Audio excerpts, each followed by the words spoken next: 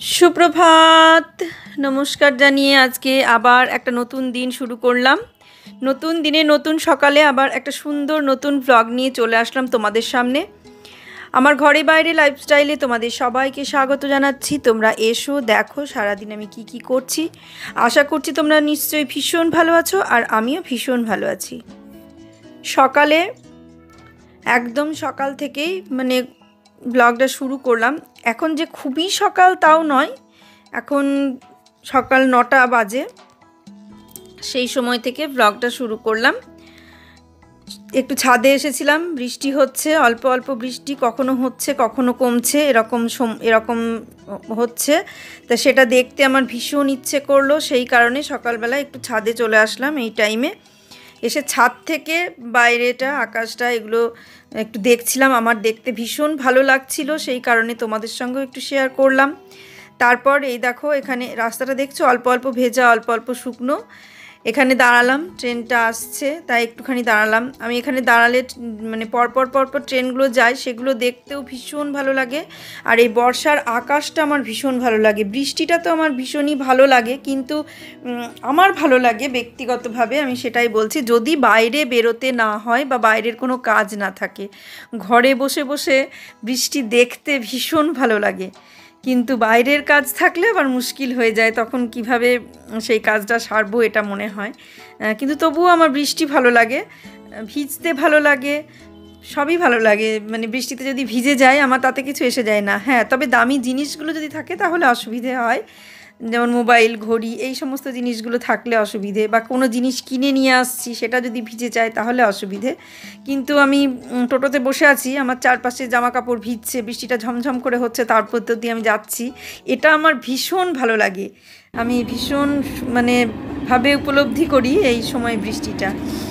আবার বারান্দায় এই ট্রেনটা যাচ্ছে, বললাম না ট্রেন যাচ্ছে, ট্রেনটাও দেখলাম দাঁড়িয়ে দাঁড়িয়ে। আবার বারান্দায় দাঁড়িয়ে যখন বৃষ্টিটা হয় তখনও কিন্তু আমি ওই যে বৃষ্টির যে আভাসটা, হালকা হালকা ছিটে ফোটা এসে গায়ে এসে পড়ে, বা জোরে যখন বৃষ্টি হয় তখন তো দাঁড়ানোই যায় না, কিন্তু অল্প অল্প বৃষ্টি হলে যখন ছিটে ফোটা এসে গায়ে পড়ে, সেই সময়টাও আমি কিন্তু বারান্দায় দাঁড়িয়ে দাঁড়িয়ে সেই বৃষ্টিটা দেখি। এবার আমি এটা ছাদ থেকে নিচে যাব, ট্রেন দেখার জন্যই দাঁড়িয়েছিলাম। আর এখানে দেখো, যেই গেটটা উঠবে কীভাবে মানুষ হুটোপাটা করে, মনে হবে যেন এখানে এসেই ওদের জীবনের সবচেয়ে বেশি সময়টা নষ্ট হচ্ছে। এই রকম মনে হয় যে মানুষের জীবনের সবথেকে বেশি সময়টা বোধহয় এই রেলগেটে দাঁড়ালে নষ্ট হয়, আমার যেটা মনে হয়। কারণ আমি দেখেছি অন্য জায়গায় দাঁড়িয়ে কোনো মানুষ ঘন্টার পর ঘন্টা গল্প করে নিচ্ছে, বা এই যে দেখো বাইক চালাতে গিয়ে কোনো একটা বন্ধুর সঙ্গে দেখা হলো, সে হয়তো 15 মিনিট 20 মিনিট দাঁড়িয়ে গল্প করছে, তাতে তার সময় নষ্ট হচ্ছে না। কিন্তু ঠিক এই গেটের কাছে এসে যেই গেটটা ওঠে, তখন মানুষের ছোটাটা দুরন্ত গতিতে যে ছুটে যায়, সেটা দেখতে তোমার অবাক লাগবে, মনে হবে সব থেকে বেশি সময় তার নষ্ট হয়ে গেল, এরকম মনে হবে। তা সেইটাই আর কি দেখানোর জন্য ওখানে দাঁড়িয়েছিলাম আমি, তোমাদের দেখানোর জন্যে। আর এই দেখো সেই গাছগুলো, যেগুলো নিয়ে এসে আমি বারান্দায় রেখেছি।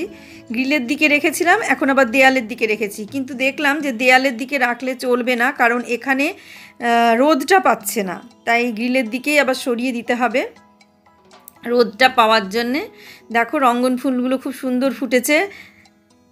আর ওই যেখানে দেখালাম সাদা ফুলের যে গাছটা, সে গাছটা দুটো গাছই একই হয়ে গেছে। আমি ভেবেছিলাম ওটা থোকা, সেই জন্য আমি বললাম যে নিয়ে এসো, একটা তো থোকা, তাহলে একটা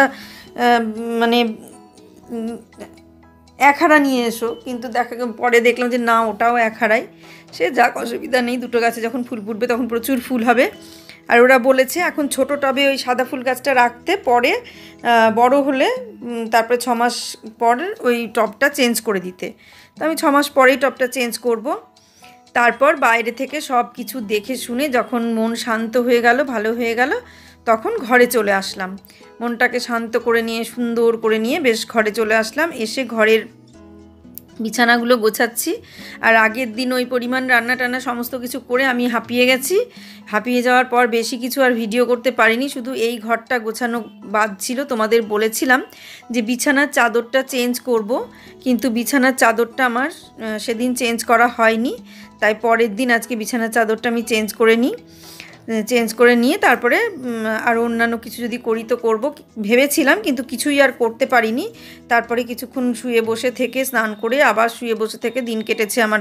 আজকের দিনটা এইভাবেই কেটেছে, কারণ আগের দিন যে পরিশ্রম করেছি তার পরের দিন মানে সেগুলো সমস্ত গুছিয়ে ঠিকঠাক করে পরিষ্কার করতেই আমার খুব মানে আরও বেশি পরিশ্রম হয়েছে, সেগুলো আর অত ভিডিও করতে পারিনি। সেই কারণে পরের দিনটা আমি একটু রেস্ট নিলাম।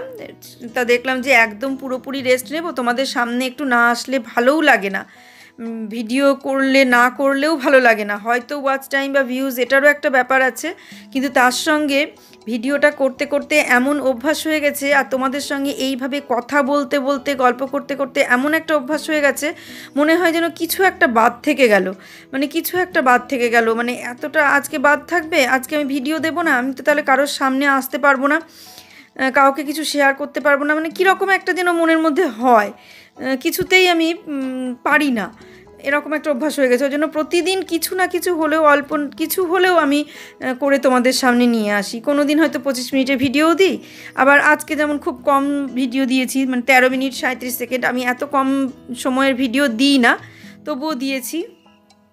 তা সেই মানে যেটুকু পারলাম সেটুকুই শেয়ার করলাম। শরীর আর চলছে না, প্রচণ্ড গরম, যতই বৃষ্টি হোক আর যাই হোক, একটু করে বৃষ্টি হচ্ছে, বৃষ্টিটাতে ঝমঝম করে অনেকক্ষণ ধরে হচ্ছে তা হচ্ছে না, এই মিনিট 10-15 বৃষ্টিটা হচ্ছে, বন্ধ হয়ে যাচ্ছে। তাতে কি হচ্ছে, মাটির গরমটা আরও বেশি ওপরে উঠছে, আর একদম ভ্যাপসা সেই গুমসানি গরম বলে না, সেই রকম গরম পড়ছে, দরদর করে ঘাম হচ্ছে, মানে এই রকম কষ্টটা হচ্ছে। তা সবারই এই কষ্ট হচ্ছে বলে সবাই সেরকম মানে তাও পারছো সবাই ভিডিও দিতে, আমি অতটা মানে পেরে উঠছি না, তবু চেষ্টা করছি যেভাবে যতটুকু দেওয়া যায়, যতটুকু তোমাদের সঙ্গে শেয়ার করা যায়। তা অনেক কষ্টে আজকে বিছানার চাদরটা চেঞ্জ করলাম, কারণ বিছানার চাদরটা অনেক দিন থেকে ভাবছি চেঞ্জ করব, চেঞ্জ করা হচ্ছে না।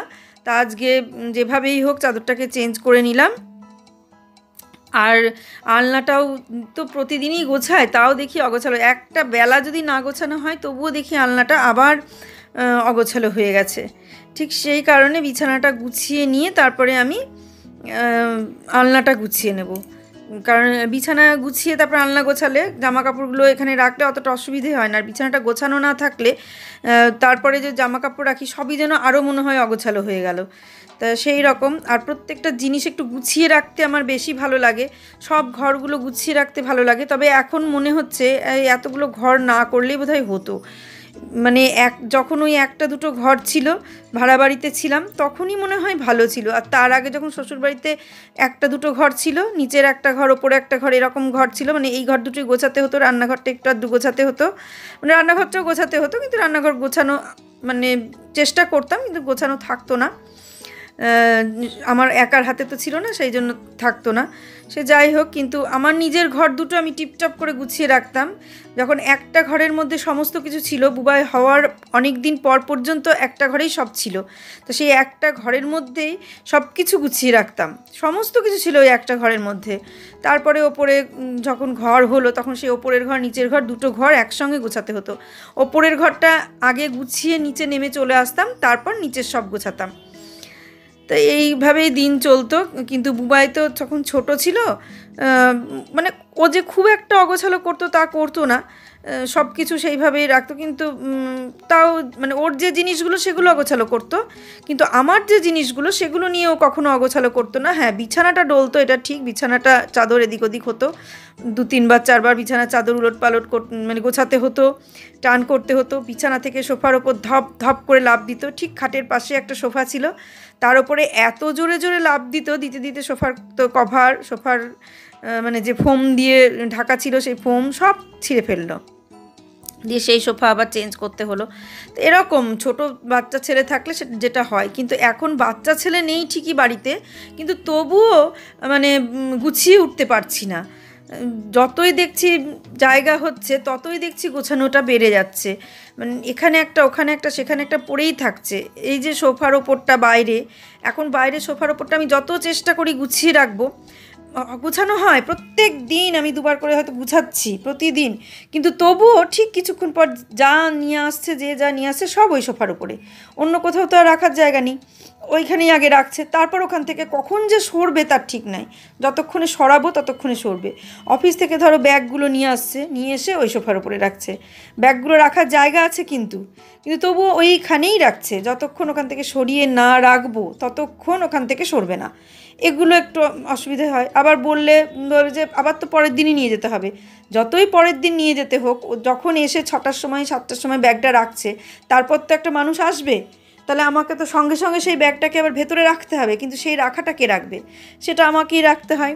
যদি না রাখি তাহলে ওখানে পড়ে থাকবে, আবার পরের দিন যাবে। টিফিনের ব্যাগটাও তাই, ওখানে হয়তো ব্যাগটা পড়েই থাকলো, টিফিনের জায়গাটা বের করে ধোয়া হয়ে গেল, এরকম হয়, কিন্তু জিনিসগুলো ওইভাবে পড়ে থাকে। এই দেখো এত গুছিয়েছি, আবার আজকে কি পরিমাণ মানে সব উলটপালট হয়ে গেছে। পরের ভিডিওতে দেখবে যে আবার হয়তো আমাকে ওগুলো গোছাতে হবে, সেই গোছানোটা দেখবে। আবার কখনো কখনো গোছানো সবসময় তো ভিডিও করা যায় না, তো সেক্ষেত্রে সব ভিডিওটা আমি করিও না। তাই দেখো তোমাদের সঙ্গে কথা বলতে বলতে বিছানাটা গুছিয়ে ফেললাম, জামা মানে যা ছিল সমস্ত চেঞ্জ করলাম, চাদরটা চেঞ্জ করলাম, বালিশের রুয়ার তোয়ালে সবই চেঞ্জ করে নিলাম। যেহেতু এখন আমরা এখানেই শুচ্ছি, তাই বালিশের রুয়ার তোয়ালে সবই চেঞ্জ করে নিলাম।